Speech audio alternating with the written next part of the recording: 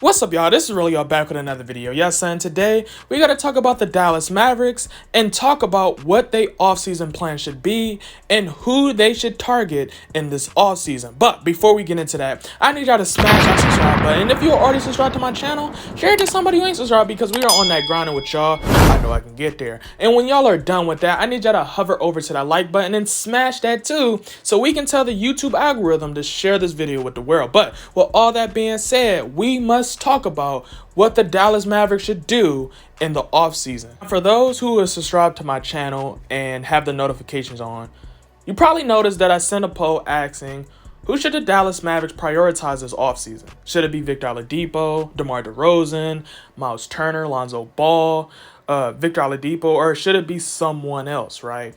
Now, the point of me sending that poll is because I feel like all of those players have something they can bring to the Dallas Mavericks, and I feel like all of those players are someone the Dallas Mavericks should key on this offseason, right? Because like I said before in previous Dallas Mavericks videos that I've made, I feel like the Dallas Mavericks need a third star to truly help the Dallas Mavericks get to that next tier, right? Because they are in a very hard conference, right? They are in the West, right? So if you do not have talent that makes you different from all the other West teams, you're going to have a very hard time, especially now that y'all see a lot of these teams stacking up the deck. And don't get me wrong, I'm not saying you have to have 1,001 stars to be a legitimate team.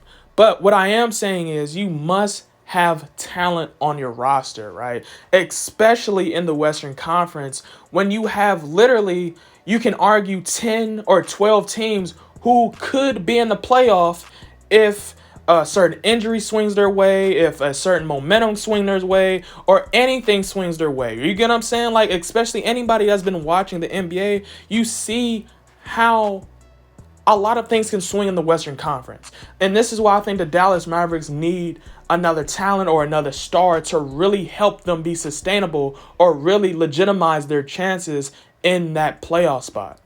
Which is why I think the Dallas Mavericks need to start figuring out what they have to do to get Miles Turner, right? And my trade idea would be the Dallas Mavericks giving up Tim Hardaway Jr. and Dwight Powell and a second-round pick to receive from Indiana Doug McDermott and Miles Turner, right? And don't get me wrong, I know a lot of people's going to say, Tim Hardaway Jr. is a free agent, right? That's going to be hard, but I think you could pull off a sign and trade, especially if Tim Hardaway Jr. knows he's going to get the money he feel like he deserves, right?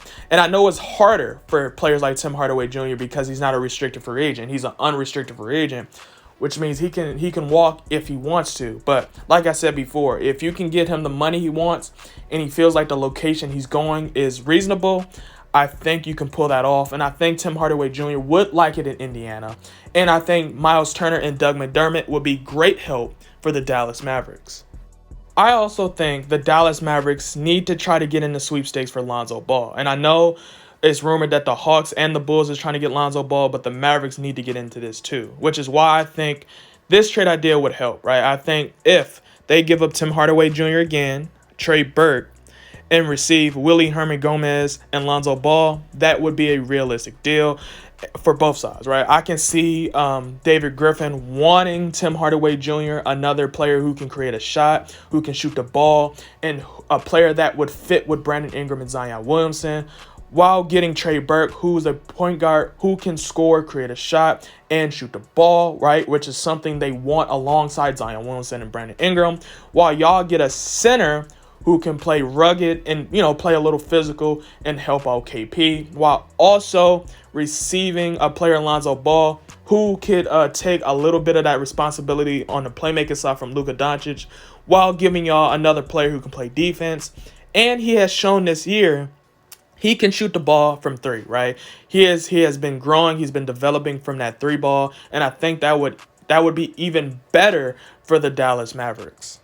Which leads me to why I think the Dallas Mavericks must try to pursue DeMar DeRozan. I feel like DeMar DeRozan would be a perfect fit in Dallas, right? I feel like he is a talent you can actually try to get in this offseason. I feel like he is going to be a player that's going to be available this offseason on a reasonable deal, right? Now, if DeMar DeRozan start asking for some money that's ludicrous, you know, don't even do it, right? But if y'all can get him on a realistic deal, I think he would be the player that helps y'all get to another level alongside KP and Luka Doncic, right?